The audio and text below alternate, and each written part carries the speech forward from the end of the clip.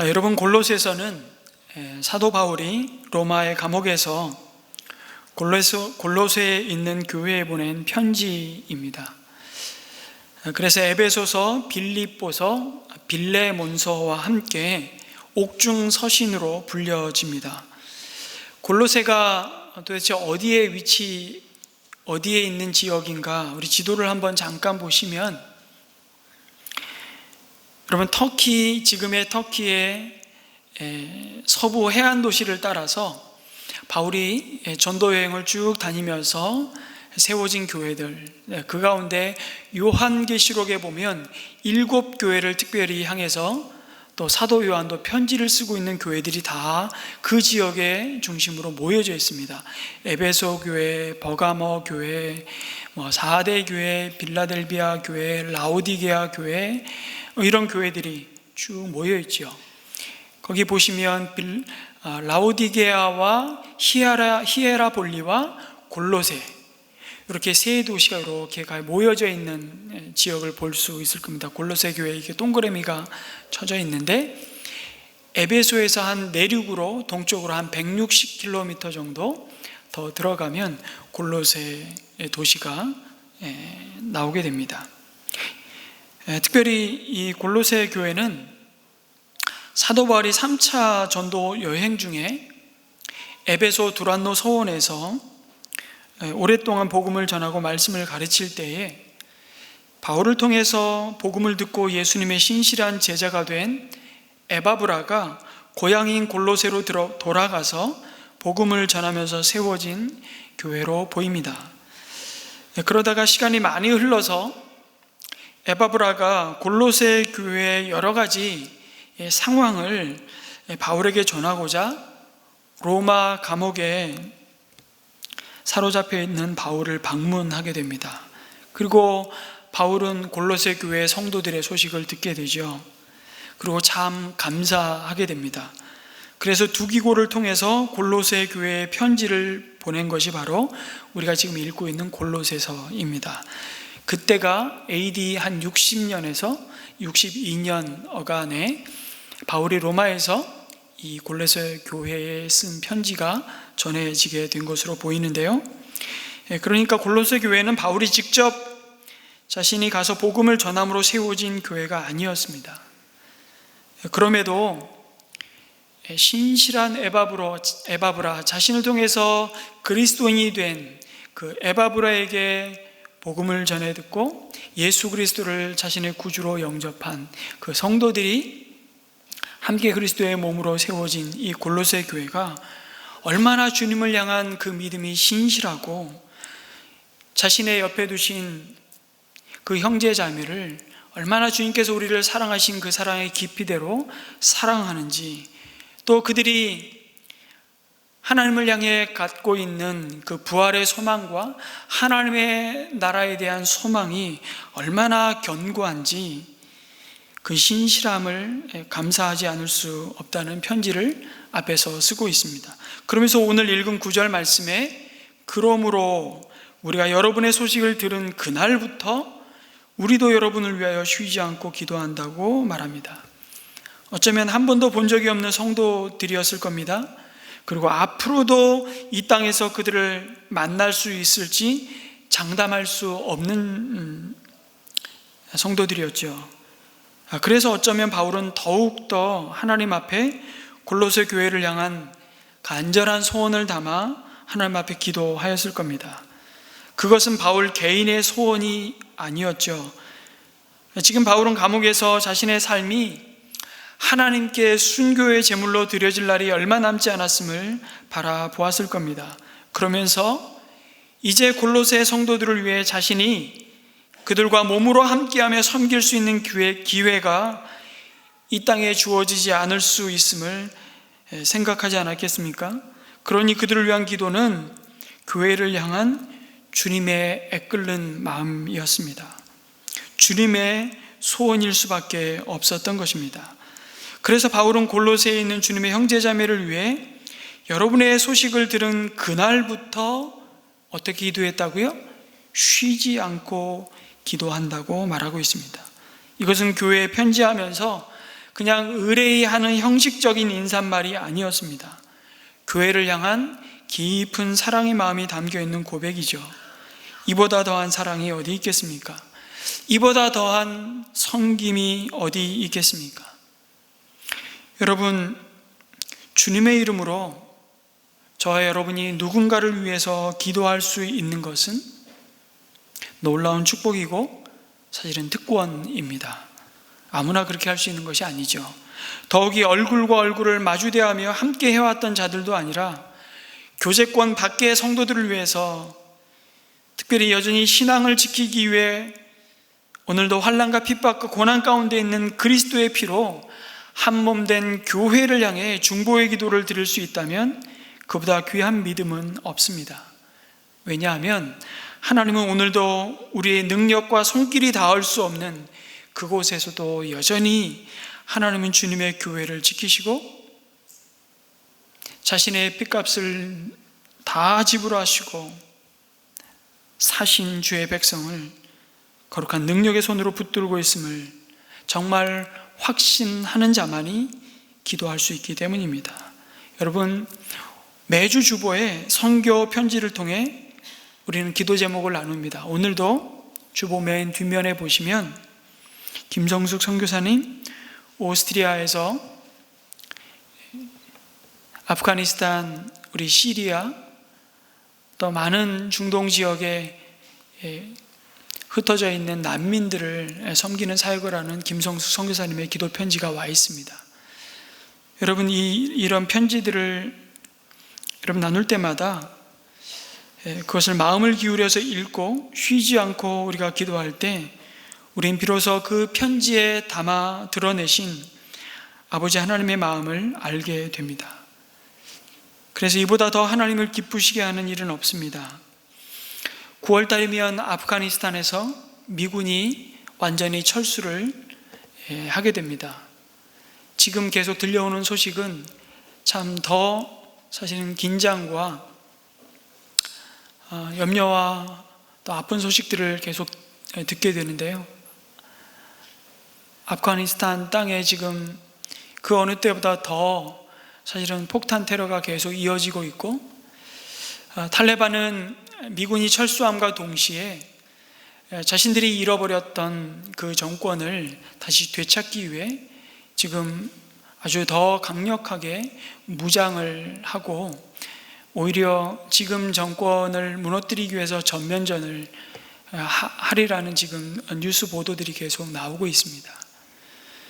이미 아프간 땅에 많은 그리스도의 사람들이 먼저 받은 이 은혜를 알지 못해 신음하는 그 민족들을 섬기기 위해 우리 바성 선교사님도 여러 가정이 지금 들어가 있는 중에 최근에 코로나로 인해서도 그렇거니와 더더군다나 어수선한 지금 미군의 철수 이 지침에 따라서 안전이 더 심각하게 위협을 받고 있는 지금 상황 가운데 하나님, 우리는 이 아프간 땅을 바라보며 우리가 할 수 있는 것이 너무 제한적이라는 사실을 더 절감하고 있습니다. 여러분, 이때에 우리의 마음을 기울여서 하나님은 기도하기를 원하십니다. 그 땅에 남겨진 자들, 복음의 그루터기와 같은 하나님의 사람들을 하나님은 지금도 일으키시고 붙드시고 지키셔서 그 땅이 130여 년 전에 이 땅에 복음을 들고 와서 우리에게 먼저 받은 그 은혜의 기쁜 소식을 전해 주었던 사람들이 되었던 것처럼 하나님도 오늘도 정말 숨겨진 하나님의 사람들을 일으키셔서 그 땅을 회복시켜 주시기를 간절히 기도하기를 원하십니다. 여러분, 인도는 어떻습니까? 최근에 언론을 통해서 우리가 계속 접하지만 심각한 코로나로 인해서 정말 절망의 끝을 보고 있습니다. 이번 주 중에는 그냥 시체들이 매장될 수 있는, 화장이 될 수가 없는 형편과 상황 속에 코로나로 사망한 시신을 화장할 장작이 없어서 그냥 겐지스 강에 버려지고 있는, 그리고 그 시신들이 떠내려 가다가 어디에 돌 같은 데 걸려 있는 시신을 개들이 와서 핥고 있는 그 장면이 뉴스에서 보도가 되더라고요. 정말 절망의 끝을 보고 있는, 그러나 그 속에도 주님의 교회가 주님을 더욱 의지하고 영혼들을 섬기면서 세상의 빛으로 담대히 설 수 있도록 하나님 도와주십시오. 우리 김진남 최우리 선교사님의 선교 편지를 우리가 또 지난주에도 받고 또 함께 기도하게 됩니다. 그리스 아테네 난민들의 절박한 상황 속에서도 우리 쉘터에 함께하는 믿음의 형제들이 복음으로 새롭게 되는 새 생명의 기쁨과 역사가 날마다 그 쉘터 가운데, 말이 쉘터지 정말 여기까지 오는 동안 그 난민들 가슴속에 너무나 씻을 수 없는 상처와 고통, 그것들이 여전히 함께 공동체 생활을 하면서 다 드러나거든요. 정말 서로를 원망하고 그 상처들이 서로를 향한 더 비난과 고통의 상처들로 드러날 때, 그 가운데 성령 하나님의 은혜가 아니면 정말 그 영혼들을 변화시킬 수도 없고 그 상처들을 만질 수 없는 것을 우리가 보게 됩니다. 그 한복판에서 우리 선교사님 낙심치 않고 외롭지 않고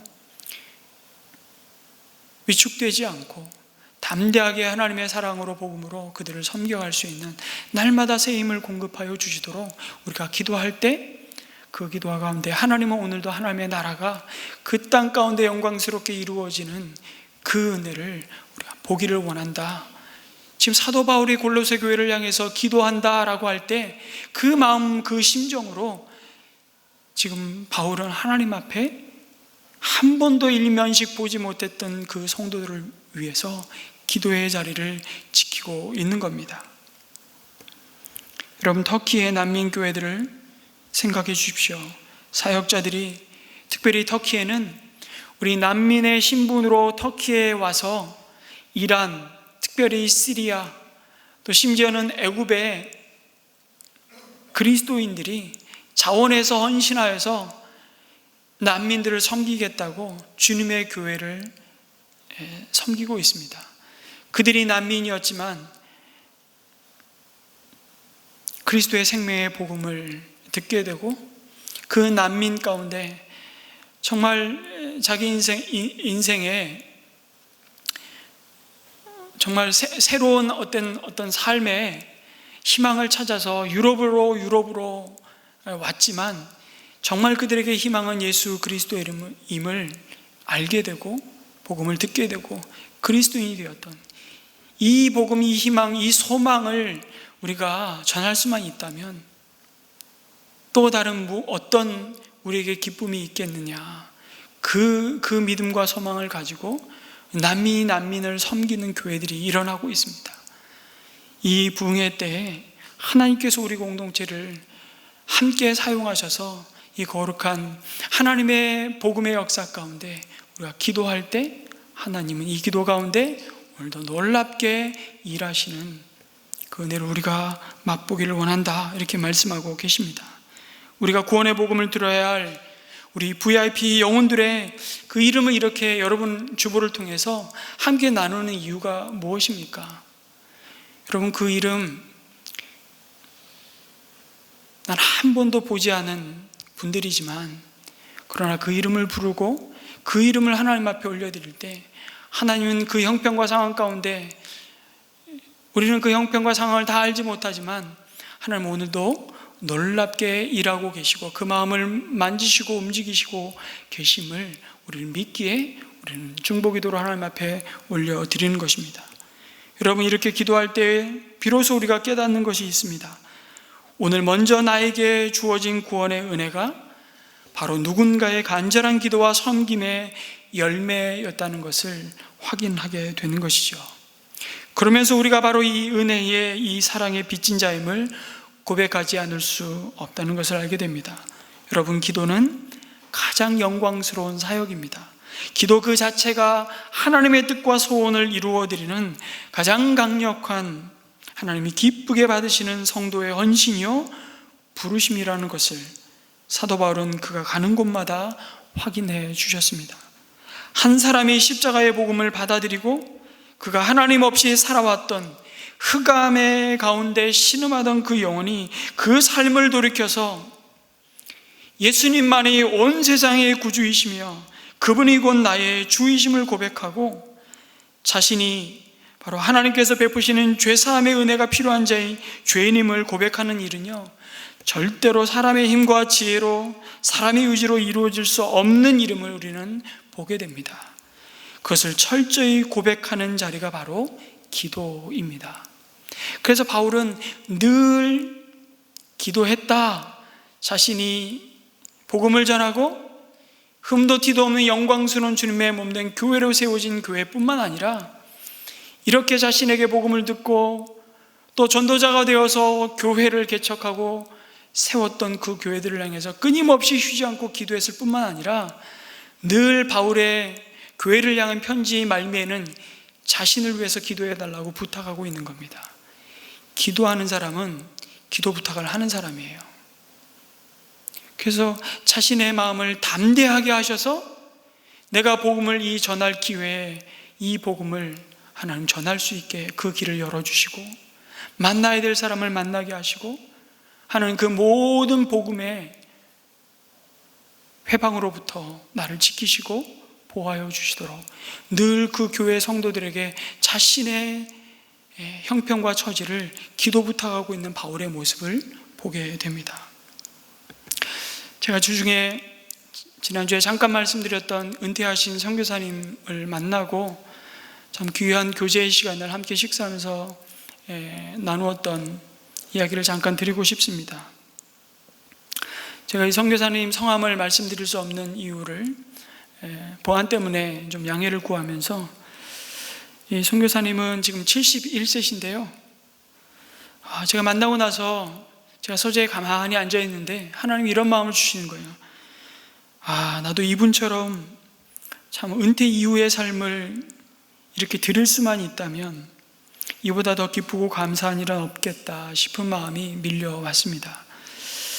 이분은 1950년생이신데 6.25가 일어나기 한 달 전 5월 달에 출생을 하셨답니다. 그리고 6.25가 터지고 정처 없이 어머니와 거제도로 피난을 갈 수밖에 없었던, 그런데 아버님은 여러분 잘 아시는 청파감리교회 김기성 목사님이라는 분이 심우하시는 청파감리교회 담임 목사님이셨습니다. 6.25가 터지자 교회를 지켜야 되고 피난을 가지 못한 성도들이 남아있는데 내가 어떻게 피난을 가겠느냐, 그러면서 청파감리교회 담임 목사님이셨던 아버님은 교회를 지키셨답니다. 그리고 8월 달에 납북이 되셔서 북한에 가셔서 순교하신 것으로 그 교회 역사에 기록이 되어 있고, 이 선교사님이 본인이 청파감리교회를 다 한 번 은퇴하시고 나서 가셨답니다. 갔더니 역대 담임 목사님의 사진들이 쫙 붙여져 있는데 아버님의 사진이 보이더래요.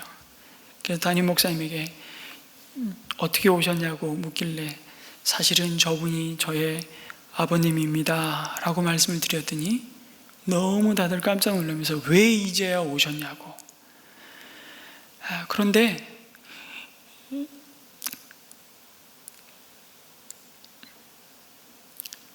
그러고 나서 교회에 정말 부담이 될까봐 부담을 드리는 것 같아서 그 이후에 또 한 번도 가시지 않으셨다 그러시더라고요.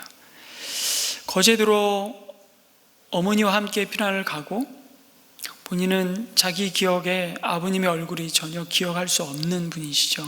사진으로만 대면했던 천국에 먼저 가 계신 아버님을 늘 그리워하면서 피난 세월을 보내는데 어머님이 산후조리도 제대로 못하신 상태에서 지병을 얻으셨고 어머님도 고생 하시다가 선교사님이 고2 때 돌아가셨답니다.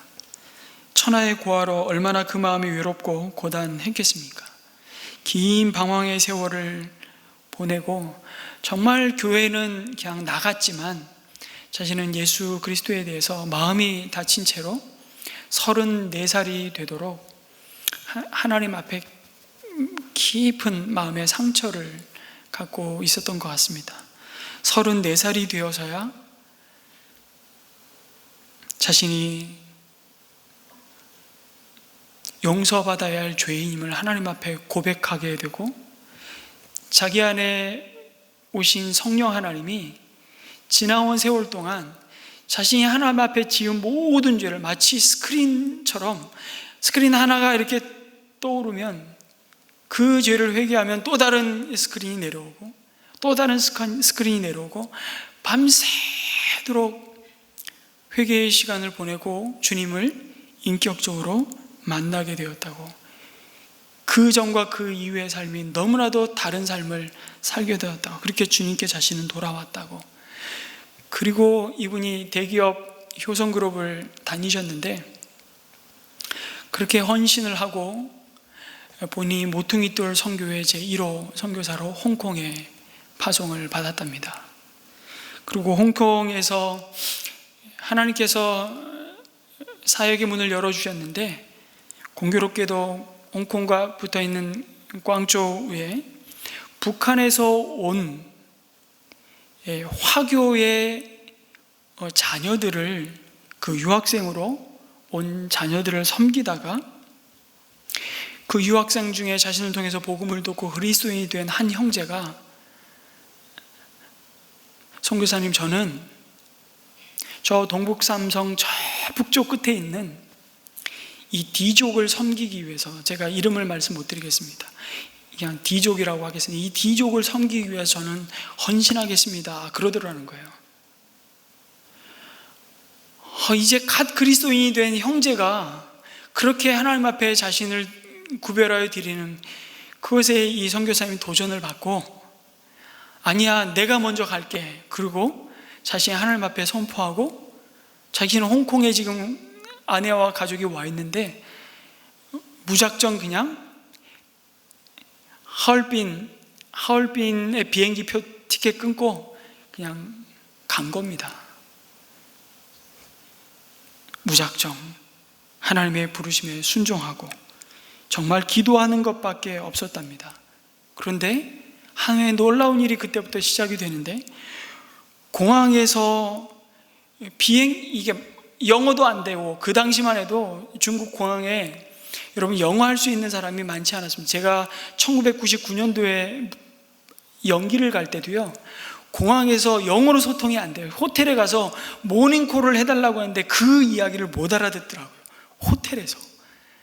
그 정도로 언어 소통에 어려움을 겪는데, 자기가 어떻게 베이징에서 하얼빈을 가고 하얼빈에서 기차로 또 수시간을 북쪽으로 올라가야 되는데 어떻게 해야 될지 모르는 상황에서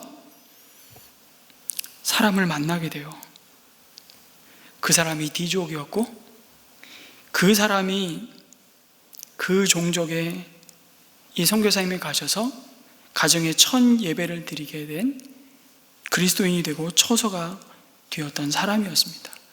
그리고 그 사람을 통해서 포악하기 이를 데 없는 술주정뱅이를 만나게 하시고, 그 사람이 이 D족의 목회자가 되게 하시고 주님께 돌아오게 하는 역사가 그때부터 시작이 되는데요, D족이 거란족의 후예랍니다. 12만 명이 있는데 자기가 선교사로 헌신하고 그 D족을 향해서 무작정 믿음으로 발걸음을 옮겼는데 한 명도 없었고, 그들의 글도 없고, 그들의 언어를 배우기 시작하는데, 그때부터 지금 3,000명의 그리스도인이 12교회를 이루고, 오히려 그 주변에 더 소수 종족들을 섬기는 그리스도인으로 하나님께서 세우시는 그 영광을 보게 하셨다는 것입니다. 철저하게 기도하게 하심으로 길을 인도하시고 전도의 문을 여시고 사람을 예배하시는 은혜를 누리면서, 제가 가정교회 컨퍼런스를 하면서 이 선교사님을 만나게 되었는데요, 이번 주 중에도 식사하면서 계속 이야기하시면서 지나온 삶 속에 이 선교사님의 고백은 딱 하나였습니다. 다 주님이 하셨습니다. 그것을 알게 하시려고 무릎으로 복음을 전하게 하셨습니다. 그리고 나는 이제 은퇴를 하고 아까 말씀드린 그 포악하게 이를 데 없는, 이 사람은 그 자기 종종 마을을 다니면서 조폭이었던 거예요. 이 사람만 나타나면 다 문을 걸어 잠그고 누구도 상대해 주지 않는 이 사람이 어느 날 첫 예배의 초소가 되었던, 공항에서 만난 이 사람을 알게 되고 만나게 돼서 자기를 찾아와가지고 성경 공부하는 그룹에 와가지고 내가 성경 공부해도 되냐고, 술이 정말 취해가지고 술 냄새가 펄펄 나는 그 모습으로 나타나서 그리스도를 영접하고 그 사람이 그 종족의 목회자가 되어 있는 거예요. 그러면서 최근에 그분이 성도들과 함께 그 들판에서 정말 그냥 벳세다 빈들과도 같은 끝이 보이지 않는 들판의 한가운데서 빙 한 열 몇 명의 성도들이 둘러앉아서 예배드리고 있는 장면을 사진으로 찍어서 보여주시는 거예요. 그 사진을 보고 있는데 바로 자신을 통해서 복음을 들었던 이 목회자가 몇 시간씩 걸려서 여기서 예배드리고 그 다음 주에는 여기서 예배드리고 그 다음 주에는 여기서 예배드리고 그렇게 섬기고 있는 모습을 보여주시는 장면을 같이 보았습니다. 그리고 이제는 선교사님 은퇴하셔서 이분이 서울고를 졸업하셨는데 졸업 동기 신우회장으로 지금은 뭐 하시냐, 동문들에게 찾아다니면서 전도하시고 일주일에 한 번은 주안역 앞에서 노방전도 하시고, 중국 교포들, 중국인들이 많이 거주하는 대림동에 중국인들을 또 가정들을 이 땅에 와서 나그네로 살아가는 고통 가운데 있는 가정들을 만나게 하셔서 섬기는 사역을 이어가고 있다는 겁니다. 타이틀은 은퇴가 있어도 사명의 은퇴는 없다는 것을 선교사님 고백하시더라고요. 고국에 돌아오셔서 선교사님이 남겨둔 이 디종족을 위해 간절히 기도하는 제목, 여러분 그것이 무엇이겠습니까? 오늘 사도 바울이 골로새 교회를 위해 쉬지 않고 올려드리는 바로 이 기도 아니겠습니까? 교회를 위한 간절한 바울의 기도 제목이 무엇입니까? 크게 두 가지입니다. 하나님의 뜻을 이 성도가 온전히 알게 하여 주시고 그 하나님의 뜻에 합당하게 살게 하여 주옵소서라는 기도이죠. 이 기도 제목이 교회를 향한 하나님의 소원이라고 말할 수 있습니다. 가장 먼저 드린 기도가 바로 모든 신령한 지혜와 총명으로 하나님의 뜻을 아는 지식을 채워주시기를 간구하는 기도입니다.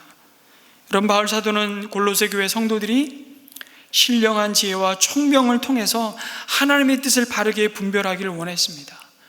부르신 삶의 자리에서 구체적으로 적용하며 살 수 있는 그 지식이 생기도록 간절히 기도했습니다. 왜냐하면 하나님의 뜻을 모르는데 어떻게 하나님이 보시기에 합당하게 살 수 있겠느냐는 것이죠.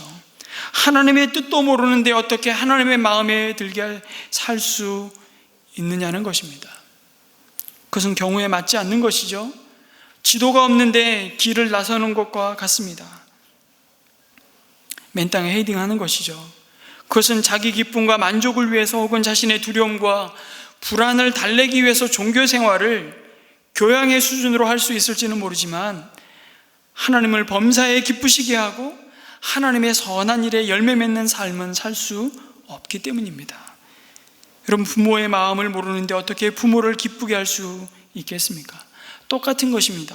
우리가 하나님의 마음, 우리를 향하신 하나님의 뜻과 우리를 향하신 계획과 목적에 관심도 없고 그것을 알지도 못하는데 어떻게 하나님의 마음에 합당한 삶을 살 수 있습니까?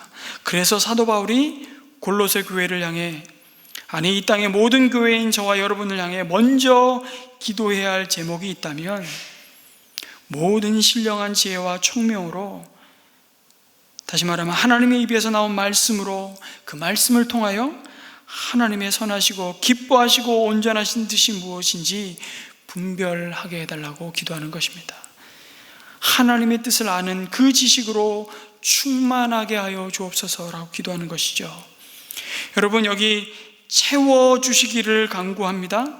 그것은 충만하다는 의미입니다. 충만은요, 적당히 채워지는 게 아니에요. 그것은 완전히 채워져서 그것으로 지배를 받는다는 뜻을 담고 있습니다. 다시 말해서 그 하나님의 지혜와 총명을 통해서 하나님의 뜻을 아는 지식으로 가득 채워져서 그 하나님의 마음으로 내 삶이 지배받는 것, 온전히 다스림 받는 것, 그것에 사로잡히는 것을 말하고 있는 것입니다. 그래서 바울은 교회를 향해서 늘 이렇게 편지했습니다. 에베소서 5장 18절에도 너희들은 술 취하지 말라. 이는 방탕한 것이니 오직 성령의 충만함을 받으라. 여러분, 술의 지배를 받지 말고 성령의 다스림을 받으라고 말씀합니다. 그래야만 우리는 하나님의 뜻을 알 수 있기 때문이죠.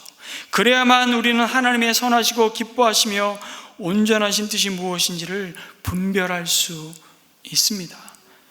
여러분, 우리는 우리의 삶이 무엇으로 채워지고 무엇이 우리의 삶을 사로잡고 무엇에 의해 지배를 받기를 원하십니까? 우리는 무엇으로 충만하기를 원하십니까? 아니, 하나님께서 저 여러분에게 무엇으로 채워주시기를 소원하시고 기도하십니까? 바로 그것이 우리의 마음을 지배하고 있는 것입니다. 요즘 시절은 참 아무것도 바랄 것도 없다, 그냥 건강하기만 했으면 좋겠다는 바람이 간절합니다. 백신을 맞아도 불안하고 안 맞아도 불안합니다. 건강 염려증과 두려움은 여러분 이토록 의학이 발달하고 여러분 수명이 100여 년 전에 비해서 얼마나 늘어났습니까? 우리나라 의료 수준과 서비스와 이 시스템은요, 세계 어디와 견주어도 이제 결코 뒤지지 않습니다. 그러나 우리의 일상을 온통 사로잡고 우리 마음을 지배하고 있는 것은 여전히 이 건강에 대한 염려와 질병에 대한 두려움입니다. 예, 물론 건강해야 합니다. 건강해야 우리는 주님의 사명을 감당할 수 있습니다. 우리는 할 수 있으면, 아니 반드시 하나님이 우리에게 주신 몸을 잘 관리해야 합니다. 그래서 먹는 것도 운동도 평소에 건강한 생활 습관을 몸에 익히는 것도 주님의 청지기로서 우리의 책임이고 우리는 그 책임을 다해야 하는 그것이 우리가 하나님 앞에 드리는 주의 일입니다. 그런데 여러분, 건강 자체가 그리스도인의 궁극적인 목적이 아닙니다. 더 중요한 것은 우리 속사람 가운데 하나님을 아는 지식이 채워지지 않으면 그 건강한 몸을 가지고 그 겉사람이 오히려 하나님이 원치 않는 일에 소진하며 썩을 육신의 일을 도모하며 낭비하는 인생을 살고 맙니다. 건강한 것이 복이 아니라 자기의 몸이 원하는 욕망을 따라 사는 어리석은 인생이 될 수밖에 없다고 말씀합니다. 여러분, 하나님께서 무엇으로 여러분의 삶을 채워주시기를 소원하십니까? 요즘 2030 청년들은 그냥 가상화폐에 소망을 걸고 삽니다. 24시간 내가 투자한 코인의 등락폭에 목을 메고 삽니다. 재물의 관리에 있어서 우리는 지혜가 필요하죠. 우리는 성실하고 검소하고 하나님이 주신 재물을 잘 관리해야 하는 청지기입니다. 이 일의 지혜를 구해야 합니다. 그리고 재물로 여러분 섬길 수 있는 은사를 주신 분들은 그것으로 주의 선한 일에 부욕해 되기를 여러분 힘써야 합니다. 그것이 주의 일이기 때문입니다. 그러나 여러분, 재물을 쌓아놓는 것 자체가 목적이 되어서는 안 됩니다. 그리스도인은 이 땅에서 승부봐야 할 사람들이 아니기 때문입니다. 우리는 하나님 나라의 백성이고 그 하나님의 다스림을 받는 자들입니다. 어디에 어떻게 무엇을 왜 투자해야 하는지, 정말 그게 투자인지 투기인지 우리는 구별하고 하나님께 지혜를 구해야 합니다. 하나님께 물어봐야 합니다. 재물이 수단이 아니라 여러분 목적이 되는 순간, 그것이 목적이 될 때 그것은 하나님의 뜻을 이루는 것이 아니라 하나님을 대적하는 우상이 되고 말기 때문입니다. 어떻게 어디에 투자를 해야 할까요? 중요합니다. 그러나 그것은 하나님의 뜻을 아는 지식으로 먼저 충만하지 않으면 내 속사람이 그 하나님의 지혜와 총명으로 채워지지 않으면 그 사람으로 교만하게 만듭니다. 재물을 쌓아서 창고를 늘리는 일에는 여러분 소위 성공할지 모르겠지만 주님은 그 사람을 어리석은 부자라고 말씀하십니다. 비유하여 말씀하셨죠. 오늘 밤 내 영혼을 취하리니 내가 쌓아둔 그 모든 것이 도대체 누구의 것이 되겠느냐 물으신다는 것입니다. 재물을 쌓을 그 지식만, 그 재주만 있는 그것이 오히려 그 사람을 무너뜨리고 망가뜨린다고 주님은 경고하셨습니다. 하나님이 여러분에게 무엇을 채워주시기를 소원하십니까? 그것이 건강이든 물질이든 지위이든 재능이든 명예이든 무엇이든지 간에 그것을 주시고 채워주신 하나님의 뜻과 계획과 목적을 알지 못한다면, 그것으로 먼저 다스림받고 채워지지 않는다면 여러분 우리는 헛수고할 수 있습니다. 그 모든 것이 바람을 잡는 일이 될 수 있다는 것입니다. 전도서 솔로몬은 그것을 놀랍게 우리에게 먼저 자신이 실패하고 경험한 그 사실을 자신의 인격으로, 자신의 삶으로 고백하고 있지 않습니까? 헛되고 헛되니 헛되다, 모든 것이 헛되다. 그러나 그의 결론은 헛되고 허무한 인생, 그 허무한 인생을 노래하는 것이 아니라 정말 헛되지 않은 삶에 우리에게 주신 하나님의 뜻, 하나님을 경외하는 것이 모든 지혜의 근본이라는 사실을 그 전도서를 통해서 우리에게 가르치고 있지 않습니까? 하나님이 저 여러분에게 무엇을 채워주시기를 여러분 소원하십니까? 그것은 하나님의 뜻을 아는 지식이기를 소원합니다. 하나님의 뜻이 무엇일까요? 하나님의 뜻은 너무나 막연하고 너무나 알 수 없는 신비스러운 지식이 아닙니다. 그것은 이미 성령의 감동을 따라 기록하는 하나님의 말씀을 통해서 우리가 다 알 수 있도록 드러내셨다고 말씀합니다. 하나님의 뜻은 내가 거룩하니 너희도 거룩하기를 원하시는 것입니다. 하나님을 닮아가는 것이 하나님의 뜻이죠. 뿐만 아니라 요한복음 6장 40절에는 예수님이 하나님의 뜻이 무엇인지를 분명히 밝히 드러내셨습니다. 한번 읽어보겠습니다. 내 아버지의 뜻은 아들을 보고 믿는 자마다 영생을 얻는 이것이니 마지막 날에 내가 이를 다시 살리리라 하시니라. 하나님의 뜻은 하나님과 세상이 화목해 되는 것입니다. 이 일을 위해서 나는 이 땅에 하나님의 보내심을 받았다. 나는 이 영생의 복음을 전하기 위해, 나는 전도하기 위해 왔다라고 아예 명확하게 밝히셨죠. 그리고 우리가 복되고 복되게 하는 자로 사는 것이 하나님의 뜻이라고. 그래서 하나님이 주시는 영원한 생명 구원의 기쁨을 나와 내 이웃이 함께 누리기를 원하십니다. 이것이 하나님의 뜻이죠. 이 소원으로 채워 주옵소서. 이것이 하나님 앞에 올려드릴 가장 중요한 기도의 제목이라고 말씀하십니다. 어떻게 하나님의 뜻을 아는 지식으로 그러면 충만해질 수 있는가? 오늘 말씀해 보니까 모든 신령한 지혜와 총명을 통해서라고 말씀합니다. 왜 신령한 지혜와 총명입니까? 여러분, 신령하다는 것은요, 오직 진리의 영이신 성령님으로부터 비롯된다는 사실을 강조하는 겁니다. 인간이 아는 지혜와 총명으로는 하나님의 마음과 뜻을 알 수 없습니다. 그래서 고린도전서 2장 10절에서 11절에 보면 바울이 이렇게 고린도 교회는 편지하죠. 하나님께서는 성령을 통하여 이런 일들을 우리에게 계시해 주셨습니다. 성령은 모든 것을 살피시니 곧 하나님의 깊은 경륜까지도 살피십니다. 사람 속에 있는 그 사람의 영이 아니고서야 누가 그 사람의 생각을 알 수 있겠습니까? 이와 같이 하나님의 영이 아니고서는 아무도 하나님의 생각을 깨닫지 못합니다 라고 말씀합니다. 여러분, 성령 충만할 때 우리는 하나님의 뜻을 바르게 분별할 수 있습니다. 그래서 성령의 감동으로 기록된 그 하나님의 입에서 나온 말씀으로 사는 자들이기에 그 말씀을 붙들고 살아야 정말 사는 자들입니다. 그래야 살아도 사는 자가 있고 살아도 사는 것이 아니라 죽는 인생을 사는 인생이 있습니다. 우리 안에 계신 성령 하나님이 우리 가운데 밝히 드러내신 그 하나님의 계획과 뜻을 우리는 끊임없이 묻고 그 지혜를 따라서 하나님의 지식에 부요해지기를 하나님 소원하신다.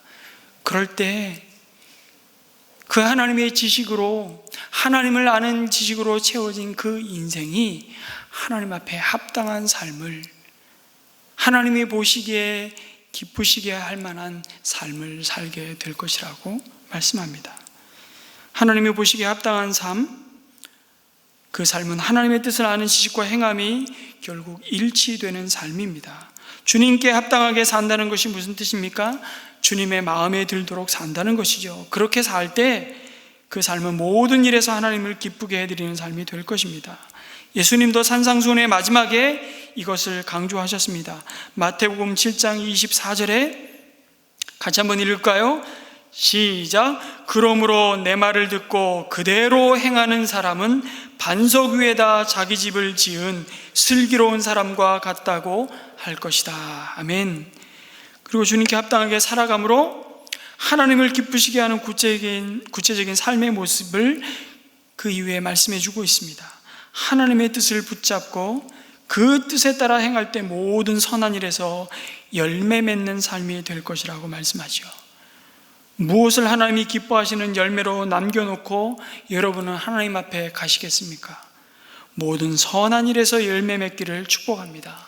모든 선한 일이 무엇입니까? 여러분, 선한 것은 하나님이 보시기에 좋은 일입니다. 하나님이 기뻐하시는 일이죠.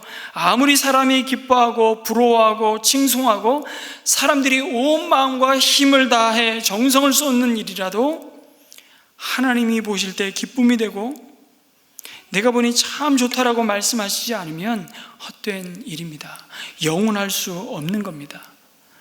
여러분, 하나님이 보시기에 참 좋은 일이 무엇입니까? 하나님의 이름이 높아지는 것입니다. 하나님의 영광이 드러나는 일입니다. 하나님을 닮아가는 일입니다. 보이지 않는 영이신 하나님을 어떻게 닮아갑니까?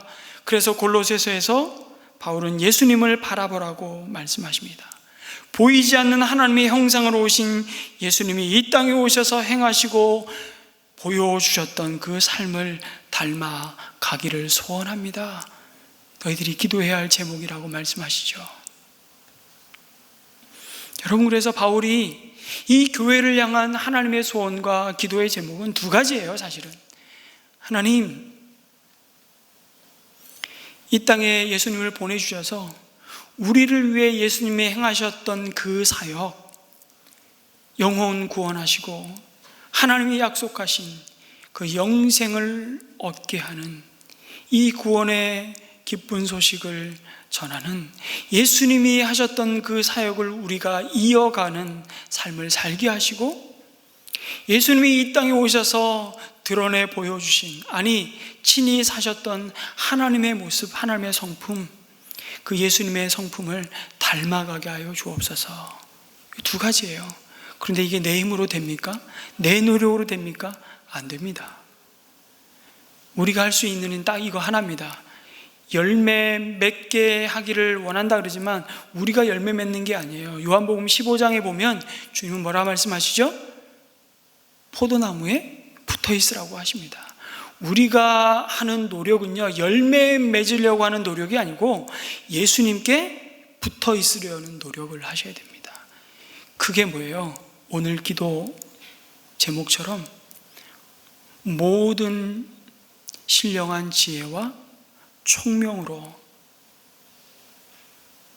그 총명을 통하여 하나님의 뜻을 아는 지식으로 가득 채워주셔서 그 뜻을 따라 행하는 합당한 삶으로 말미암아 하나님 우리 가운데 예수님이 이 땅에 오셔서 하셨던 사역을 나도 이어가게 하시고, 나를 통해 예수님의 성품이 드러나서 나를 보며 이 복음의 기쁜 소식을, 이 소망의 이유를 묻는 자들에게 내 삶이 소망이 되게 해 주옵소서. 아니, 내 안에 계신 예수 그리스도가 소망이심을 보게 하여 주시고 증거하게 도와주시옵소서. 이게 다예요, 사실은. 그럴 때 우리는 하나님을 점점 더 알아가는 삶을 살게 될 것입니다. 하나님에 대한 지식과 정보를 아는 것이 아니라, 하나님을 안다는 것은요, 하나님과 친밀한 관계가 점점 더 깊어지고 있느냐는 것이죠. 여러분, 교회 다니신 지 얼마나 되셨습니까? 10년 되셨습니까? 20년 되셨습니까? 아니면 나는 나를 소개할 때 나는 모태신앙입니다 라고 소개하십니까? 쉽게 대답할 수 있을 겁니다. 교회 다니신 지 얼마 되셨는지를. 근데 질문을 바꿔보겠습니다. 여러분은 예수님과 친밀하게 동행하신 지는 얼마나 되셨습니까? 이 질문에 분명히 대답할 확신이 없다면 우리는 하나님을 점점 더 알아가는 그 관계에 성장이 지금 멈추어 있거나, 아니면 더 심각하게는 우리 영혼이 병들어 있을 수 있음을 깊이 자각하셔야 됩니다. 주님께 합당하게 살아가는 것은 결국 하나님이 주시는 능력으로 강건하여서, 오늘 말씀해 보니까 기쁨으로 끝까지 믿음의 경주를 인내하고 그 믿음을 지키는 것이라고 말씀합니다. 여러분, 주님의 마음에 들게 사는 그 힘은 말씀드렸듯이 우리에게서 나오지 않습니다. 우리의 노력으로 불가능합니다. 주님의 능력 없이는 도무지 성도의 삶을 살 수 없습니다. 세상은 악하고 우리는 참 약합니다. 악한 영들의 공격과 끝없는 미혹이 우리의 삶 도처에 있기 때문에 우리의 힘과 결단만으로는 신앙생활을 할 수 없습니다. 그것을 주님도 잘 아십니다. 그래서 하나님께서 날마다 공급하시는 능력으로 강하게 되기를 기도하라고 말씀하십니다. 여러분, 우리 모두는 강하기를 원합니다. 그런데 강해지면, 우리에게 힘이 생기면 자꾸 우리는 군림하고 누리고 높아지고 대접받으려고 합니다. 그런데 교회를 향해 바울은 너희가 하나님께로부터 오는 모든 능력으로 강하게 되어서 기쁨으로 끝까지 참고 견디기를 바란다고 기도합니다. 견디는 것이 무엇입니까? 하나님이 우리의 삶을 어떤 자리에 두시더라도 그 자리 아래에 머물러 있는 겁니다. 불평하거나 원망하거나 좌절하지 않고 주님의 권능을 힘입어서 잘 감당해내는 것을 말하죠. 그래서 인내라는 뜻은요, 원래 아래에 머물다라는 의미입니다. 우리를 두신 그 자리를 지키는 것입니다. 도망가지 않는 겁니다. 왜요? 복음 때문입니다. 나를 해코지 하는 사람, 참 무례하게 행동하는 사람, 나를 위해서 늘, 여러분 혹시 씹어대는 사람이 있습니까? 나를 이간질하는 사람, 다니면서 곳곳에 다니면서 나를 나쁘게 말하는 사람, 나를 대적하는 사람, 여러분 있습니까? 어떻게 해야 합니까? 도대체 이 사람들 주님의 능력으로 능해져서 판단하고 정죄하고 관계를 단절하고 끝내지 않기 위해 오래 참으면서 살아가는 이유는 그 사람을 얻고자 함이라고 말씀합니다. 하나님이 주시는 능력을 힘입어 오래 참음으로 화평하게 하는 것이 복이기 때문입니다. 기적을 일으켜서 여러분 세상 사람들을 놀라게 해서 교회가 부흥할 수 있는 것처럼 생각하면 아직 복음이 무엇인지, 하나님의 뜻이 무엇인지를 잘 모르는 것입니다. 예수님은 우리가 권능으로 능하여져서 기쁨으로 끝까지 참고 견디기를 바라십니다. 그리고 그 일에 자신이 먼저 친히 앞서 본을 보여주셨다고 말씀하죠. 그래서 히브리서 12장 2절에서 3절에 고난 가운데 있는 성도를 향해서 이렇게 선포하십니다. 한번 같이 볼까요? 믿음의 창시자요 완성자이신 예수를 바라봅시다. 그는 자기 앞에 놓여있는 기쁨을 내다보고서 부끄러움을 마음에 두지 않으시고 십자가를 참으셨습니다. 그리하여 그는 하나님의 보좌 오른쪽에 앉으셨습니다. 자기에 대한 죄인들의 이러한 반항을 참아내신 분을 생각하십시오. 그리하면 여러분은 낙심하여 지치는 일이 없을 것입니다. 아멘. 예수님이 지실 십자가는 고통스러운 것이었지만 그것으로 인해 인간들이 구원받게 될 것을 바라보면 십자가의 고통과 비교할 수 없는 기쁨이기에 주님은 참으셨다고 말씀합니다. 그리고 우리 또한 지금의 상황을 인내하며 또 나를 어렵게 하는 사람들을 참을 수 있는 이유는 하나님께서 그 모든 것을 합력하여 반드시 모든 일에 선을 이루실 것을 우리 믿기 때문입니다. 지금은 힘들지만 모든 걸 통해 하나님이 반드시 나를 최선으로 인도하실 것을 우리가 믿기에 하나님이 이루실 그 선한 결과를 바라볼 때 참을 수 있다는 것입니다. 그것이 우리에게 주신 믿음의 소망입니다. 뿐만 아니라 여러분 기억하십시오. 하나님 보좌 오른쪽에 앉으신 주님은 지금도 살아계셔서 우리가 낙심하여 지치지 않고 이 믿음의 경주를 끝까지 달려가도록 기도하고 계십니다. 아멘. 이거보다 더한 위로는, 격려는, 소망은 없습니다. 말씀을 맺겠습니다. 하나님을 알지 못하는데 어떻게 하나님을 기쁘게 할 수 있습니까? 하나님의 뜻을 알고 그 뜻대로 행하지 않는데 어떻게 열매를 맺을 수 있겠습니까? 하나님의 뜻을 알고 행함으로 열매 맺는 삶이 없는데 어떻게 복음의 능력을 경험하고 강건하여서 세상과 타협하지 않고 흔들리지 않고 믿음의 경주를 달려갈 수 있겠습니까? 그러니까 사실은 한 가지 기도입니다. 하나님을 아는 것과 행하는 것이 하나 되는 삶을 살게 하여 주시옵소서. 이 소원이 있기 때문에 우리는 오늘도 기도하는 것입니다.